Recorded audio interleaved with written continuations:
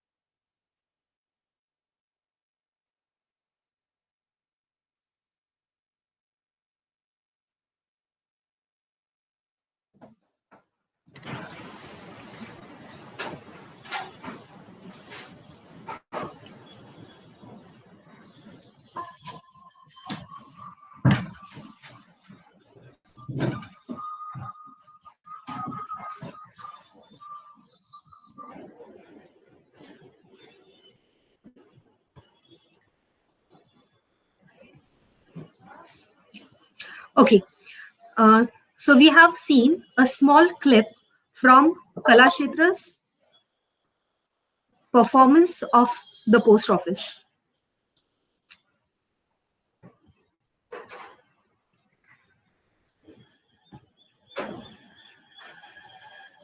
Please join on time. It is already 10:15. So if you join late, I have to interrupt my presentation and then go back to it. So it creates a lot of problem. So it is a request to all the students, please join the class before time. So we are doing Daghar or the post office by Ravindranath Tagore. We have just seen a small clip from the performance by Kalakshetra, Manipur. Now, are you able to see the PowerPoint presentation? Yes, Yes, ma'am. ma'am. Yes, ma'am. Yes, ma'am.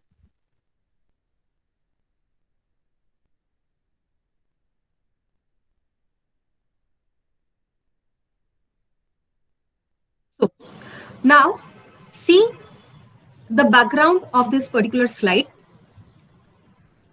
There is the title, Story of a Life Lightly Dancing on the Edge of Time like a dew on the tip of a leaf.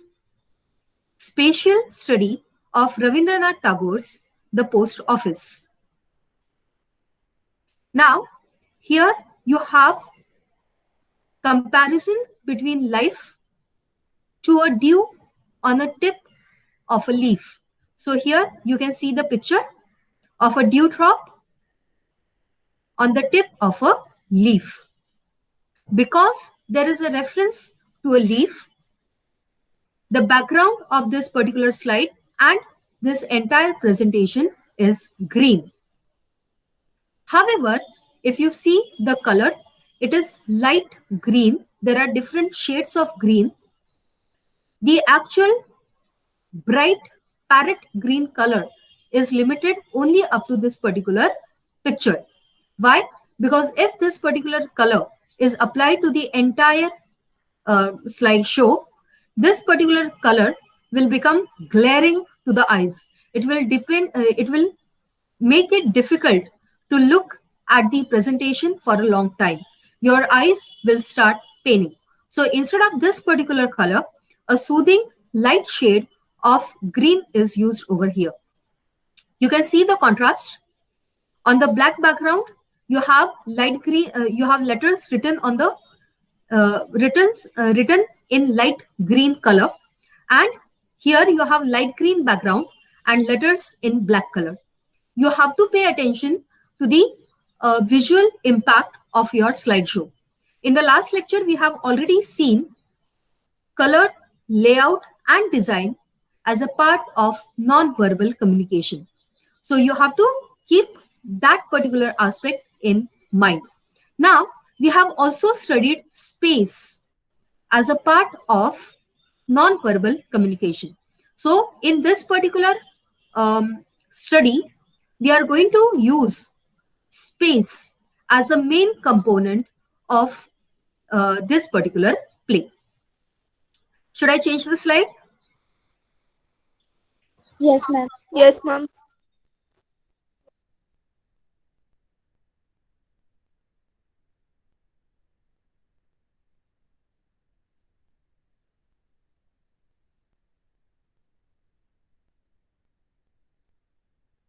Now, see this particular quotation. Displacement, perhaps more than a homely rootedness in place, underscores the critical importance of spatial relations in our attempts to interpret and change the world. This particular quotation is given by Robert Talley. When we were discussing methods of communication, we saw one particular theorist, that is Edward Hall. He gave four types of zones: intimate zone, personal zone, social zone, and public zone. That was the starting point of the study of space as a non-verbal means of communication. Now we are moving further. So here you have another theorist, that is Robert Talley. Now we are talking about specifically this particular play, The Post Office, or as in original Bengali, Dagghar. You can see the picture of post office. Now, this is the summary of the play. Rabindranath Tagore's famous play, The Post Office, is a deceptively simple play. It is about the untimely death of an 8-year-old child, Amal. Its setting includes only a single window of Amal's room overlooking a busy street, and its various scenes show just the daily meetings of Amal with his various friends and his naive daydreams. However, there are constant allusions to death without using the word death. There is also a lot of discussion and wordplay about time as well as innovation of various invocation of various types of spaces: private, public, semi-public, and projected through the brilliant use of the theater space. The present paper attempts to study the various spaces in detail. So this is the summary of the play. Now this is the dialogue which refers to the time at literal level and death at the metaphorical level. So read it out. Watchman, he says, my gong sounds to tell the people time waits for none but goes on forever. Amal, where? To what land? Watchman, that none knows. Amal, then I suppose no one has ever been there. Oh, I do wish to fly with the time to that land of which no one knows anything. Watchman, all of us have to get there one day, my child. Amal, have I too? Watchman, yes, you too. Amal, but doctor won't let me out. Watchman, one day the doctor himself may take you there by the hand. Amal, he won't. You don't know him. He only keeps me in. Watchman, one greater than he comes and lets us free. Amal, when will this great doctor come for me? I can't stick in here anymore. Watchman, shouldn't talk like that, my child. Amal, no, I'm here where they have left me. I never move a bit. But when your gong goes off, dong dong dong, it goes to my heart. Say, watchman. Watchman, yes, my dear. So you can find over here that at the literal level, they are talking about time. But at the metaphorical level, they are referring to death. Amal is fatally ill. Very few days are left with him. Now, we come to Ma'am, the. Yes? ma'am, there were no dialogues in that video, so how can you like make lots of dialogues from that video?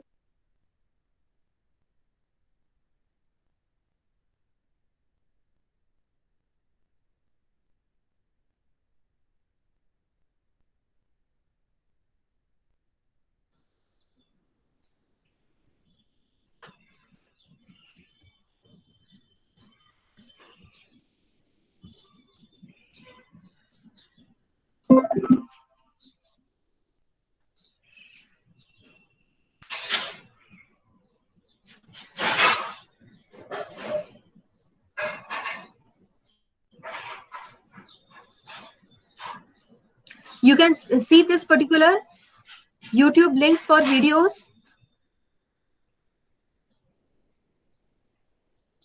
Yes, ma'am. Okay, so go down.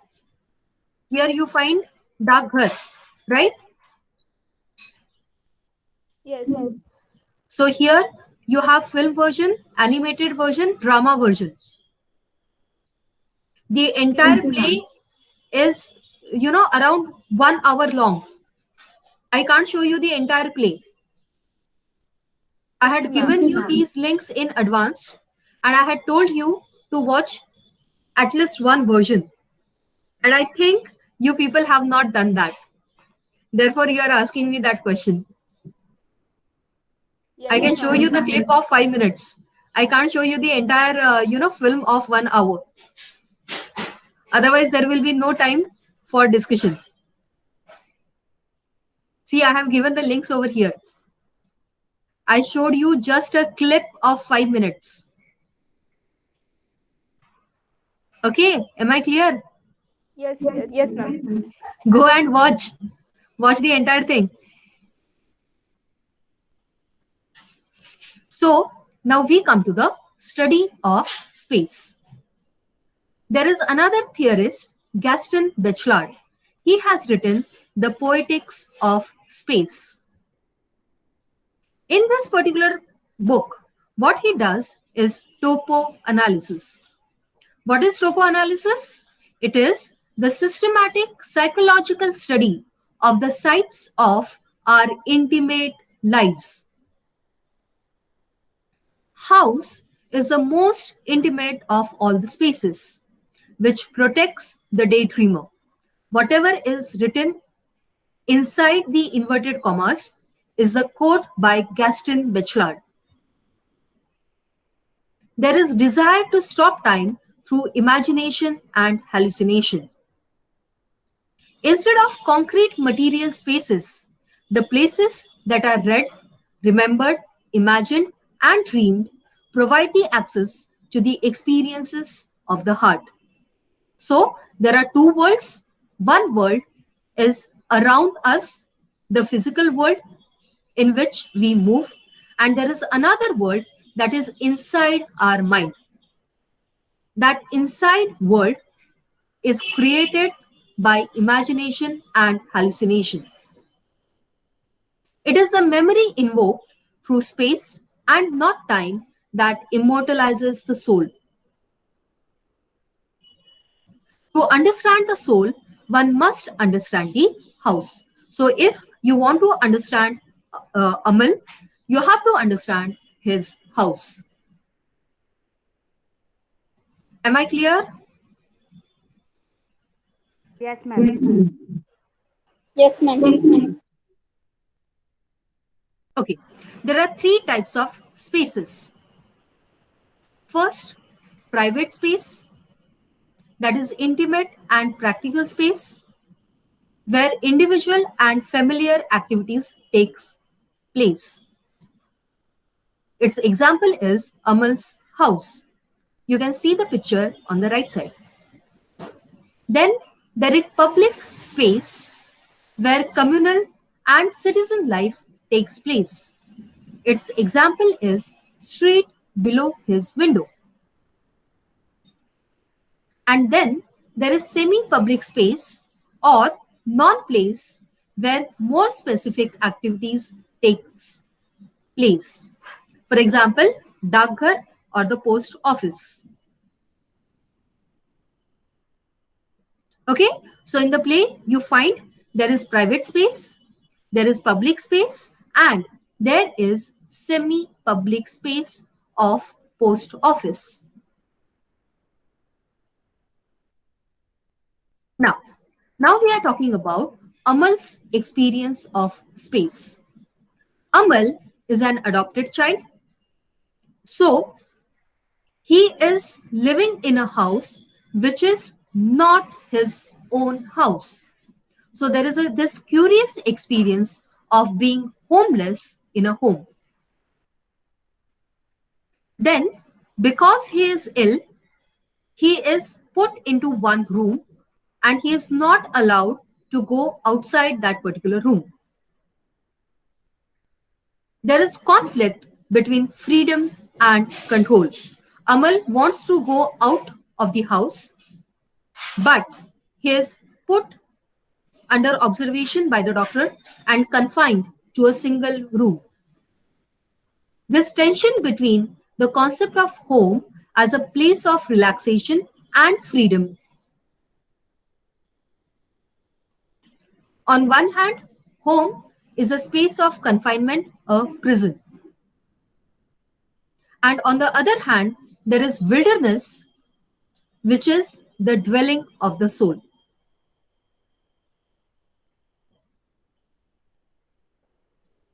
So, what Amal says? He says, if only they let me, I will go right into the dense forest where you can't find your way, and where the honey sipping hummingbird rocks himself on the end of the thinnest branch. I will flower out as a champa.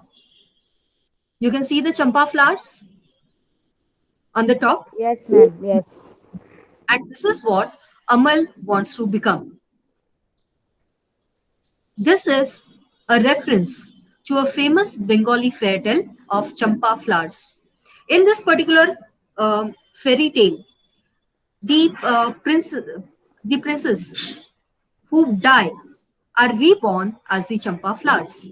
So in a way, Amal is referring to his death. There is oblique suggestion. Death for him is a form of liberation and homecoming.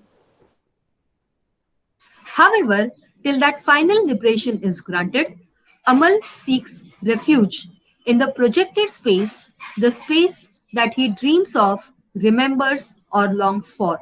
So, we have seen that there are three spaces: public space, private space, and semi public space. Now, there is fourth space, that is projected space. This is the projected space of dream and longing. It is the space of imagination. Significantly, these projected spaces are invoked in the public space of street during his interactions with the strangers whom he gradually befriends and with whom he forms more intimate ties than his foster parents, who, though caring, appear to be distant from his consciousness. The semi-public sphere of post office provides Amal the further opportunity to escape the solitude of his home and create the intimate spaces with others. His physical positioning at the window also reflects his psychological state. His curious, perceiving eyes are indeed his windows on the world. Though his interactions with the various passers by on the street, Amal gets the glimpses of life beyond his sight, which he further vividly colors with his lively imagination. So, what happens? He meets various people.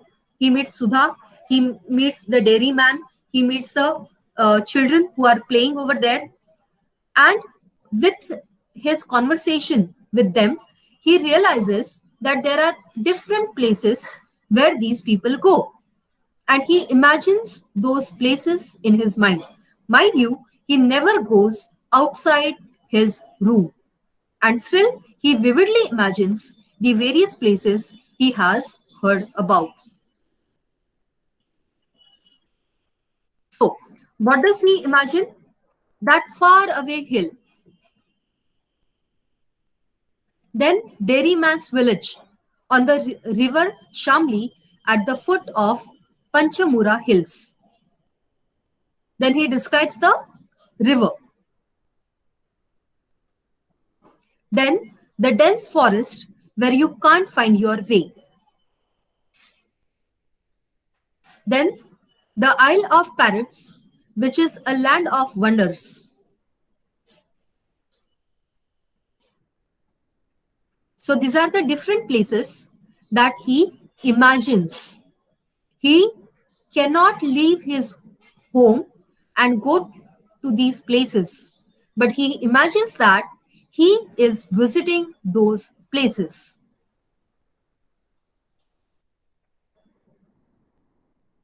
Then he also imagines the route taken by the postman.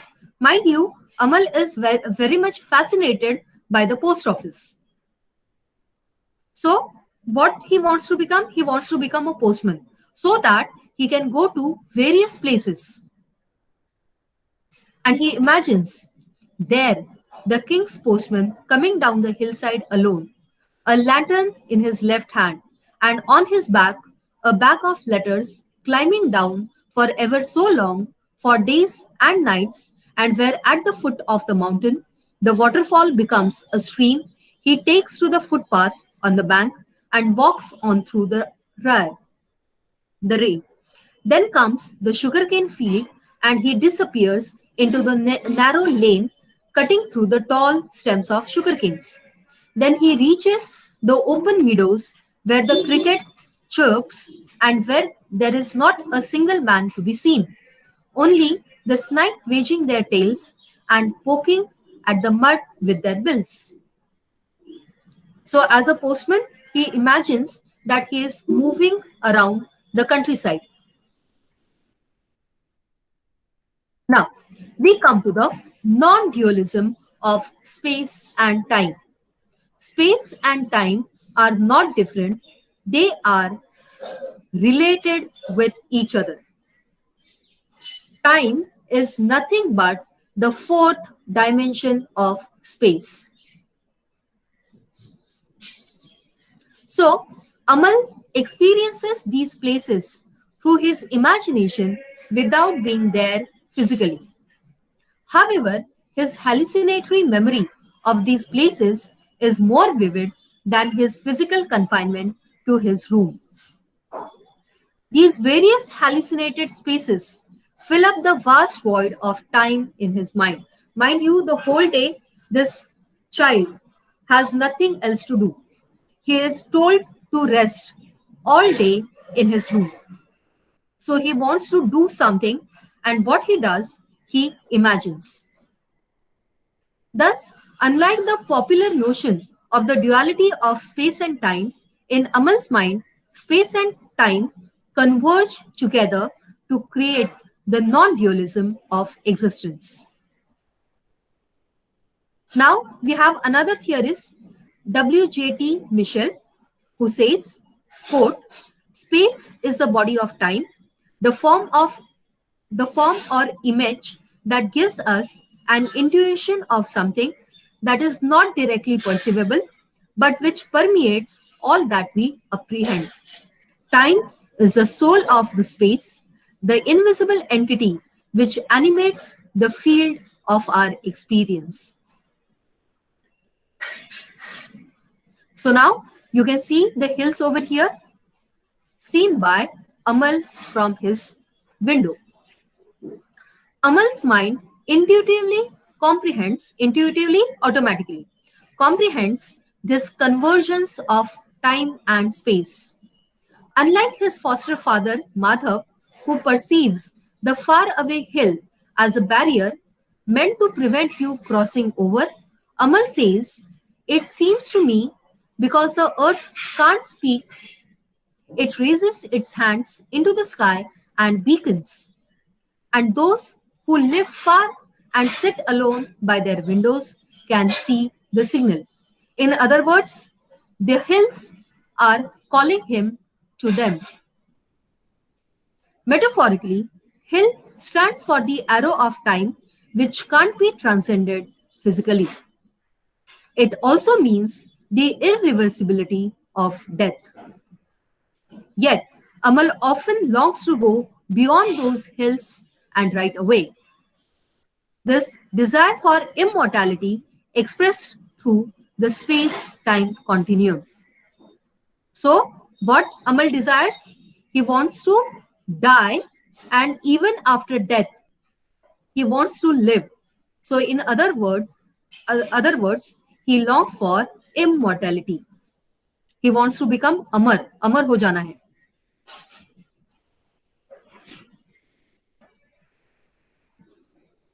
So now we look at space-time continuum and immortality.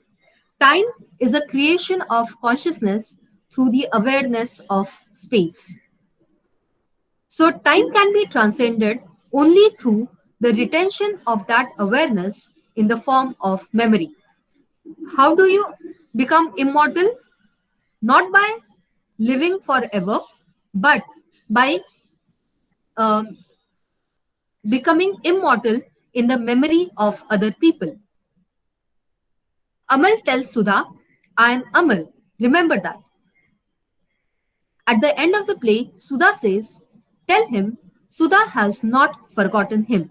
Sudha is Amal's friend. So, when Sudha lends Amal a space in her mind, she immortalizes him. At the end, the play moves from the specific frame of Amal's room and his consciousness to the non-specific frame of the overall human experience of death and the universal mind. One realizes that Amal's room can be located anywhere in the world and his life can be relived by anybody who watches this play. Now we come to the theater space. Lloyd Llewellyn Jones has written one book that is Understanding Theater Space. He says there is something known as dramatic space. It is an abstract space of imagination, that is a fictionalization. Then there is stage space. It is literally the physical space of the stage on which actors move. Then there is gestural space. It is created by the actors and their movements. In the play, you cannot see the window, the physical window, but you can imagine it through the gestures of the actors. And there is theater space, the area occupied by the audience and the actors during the course of a performance, and which is characterized by the theatrical relationship fostered between the two. So basically, there are four spaces: dramatic space, stage space, gestural space, and theater space.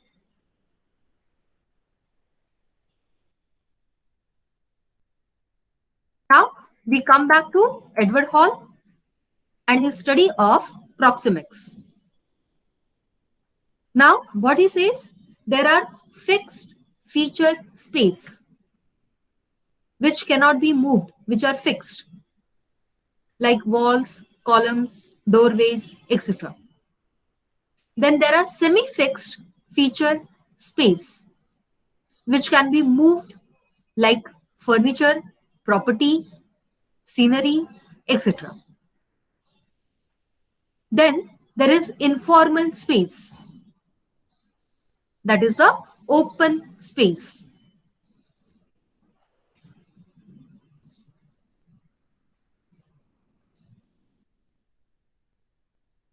Now we come to this particular performance by Kalakshetra, Manipur. It is a multilingual stage adaptation of Daghar. The various characters speak various languages. One character speaks in Bengali, the other one speaks in Manipuri. There is brilliant use of stage space through its symbolic choreography without much stage property. When I showed you this particular clip, you could see the dance-like movements of the characters. There were no fixed what you can say, furniture, or the the house was not created over there. It was imagined. The bed stage, except for a raised platform for Amal's room and an arch bridge behind as the street below, lends fluidity of both time and space to the performance. The window of Amal's room is situated below the street so that Amal as well as passers-by on the street face the audience. Now, in reality, what is there? The window faces the street, and Amal is talking to the strangers, though they face each other. But here you are finding a play, and all the audiences, they have to face the audiences. So what is done over there, the window of Amal's house, which is actually up, is shown down, and the street below is shown up. Here the role of Amal is played by Sabitri Devi, who is 60 years old. The stylized gestures of the actors and especially splendid facial expressions of Sabitri Devi, personifying the innocence of Amal, are enhanced through the application of Manipuri dance forms and languages of the Northeast. So here you can find Amal looking out of his window, and there is a dairyman who is looking up at Amal. And you can see the physical positioning of Amal's window and the street on which the dairyman passes.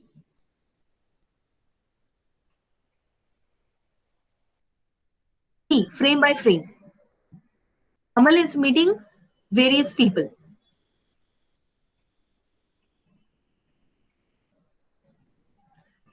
The second picture, letter from the king, is read out to Amal. Actually, there is no letter, it is a blank letter. It is a uh, fun poke at Amal. But he feels that yes, actually, the king has sent him a letter. Then you can find Sudha,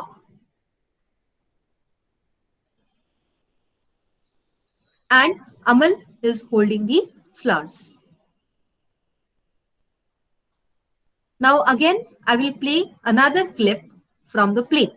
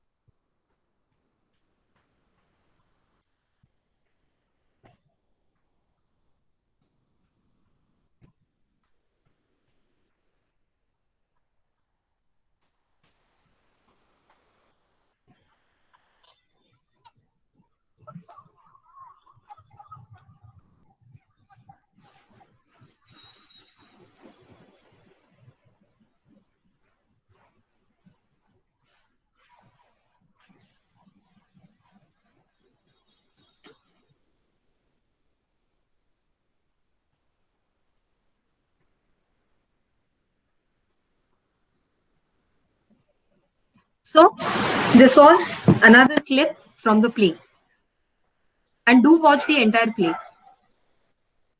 So now we come to the conclusion. The holistic impression created upon audience by the amalgamation of dramatic space, stage space, and gestural space into the theatre space of the entire performance dissolves the dualities of not only time and space, but also male female, young old, real imaginary, and finally alive and dead.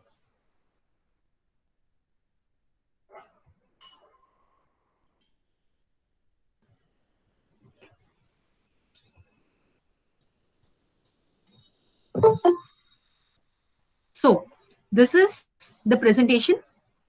Now, as I told you, here Here I have given you the list of YouTube links.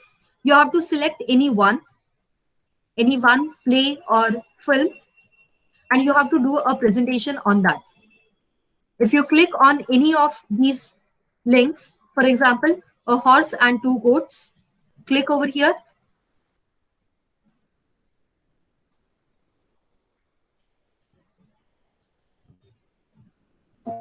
You can find the story, you can watch it, and then you have to prepare a presentation on it.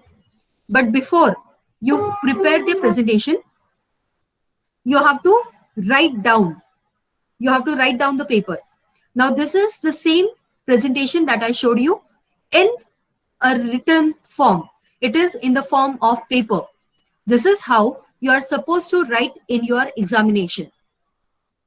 There are two parts. One is written paper and the other one is presentation. So I showed you the entire presentation, and here is the paper, the written paper. The same points how you are going to write.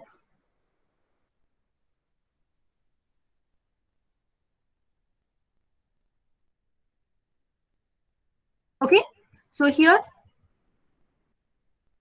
you'll find that there are references. Ma'am, Wait, let me finish. You have to write the references.